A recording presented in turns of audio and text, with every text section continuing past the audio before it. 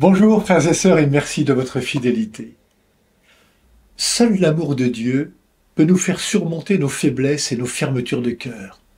En Christ, Dieu met tout en œuvre pour que nous vivions en alliance avec lui. L'exigence de Jésus vient nous chercher au plus profond de notre être, à la racine, là où se prennent nos décisions, là où nous faisons nos choix, là où nous pouvons nous convertir, changer notre cœur, là où nous pouvons naître à une vie plus ajustée à l'Évangile. La justice dont Jésus parle dans l'Évangile n'est pas simplement une conformité extérieure, mais une adhésion intérieure à la volonté de Dieu qui transforme la nature des relations avec les frères et les sœurs. Peut-être l'avez-vous remarqué, Jésus emploie 4 fois le mot frère dans l'Évangile de ce jour. Autant dire que pour lui, la fraternité est importante.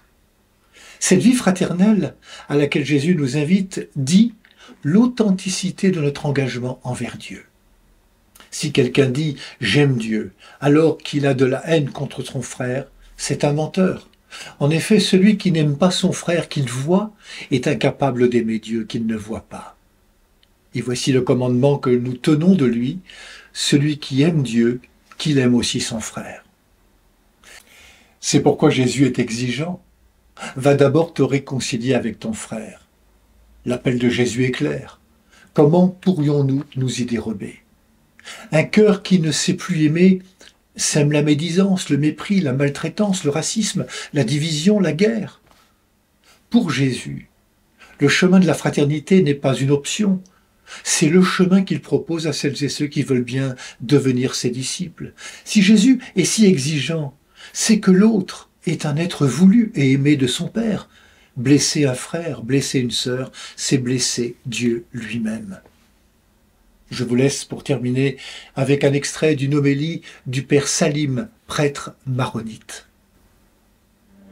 Quand ton cœur se ferme contre ton frère, et si tu nies ta fraternité avec lui, tu nies en même temps la paternité de Dieu.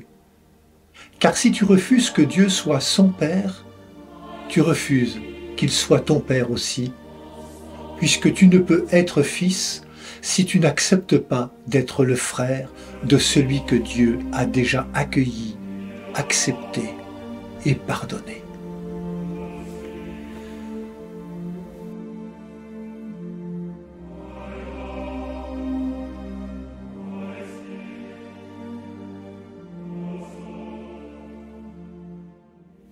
Pour aller jusqu'à une telle exigence, appelons l'Esprit de Dieu. Esprit de Dieu, intercède pour nous. Viens au secours de notre faiblesse. Esprit de Dieu, intercède pour nous. Viens au secours de notre faiblesse. Bonne journée à toutes et tous, prenez bien soin de vous et des autres.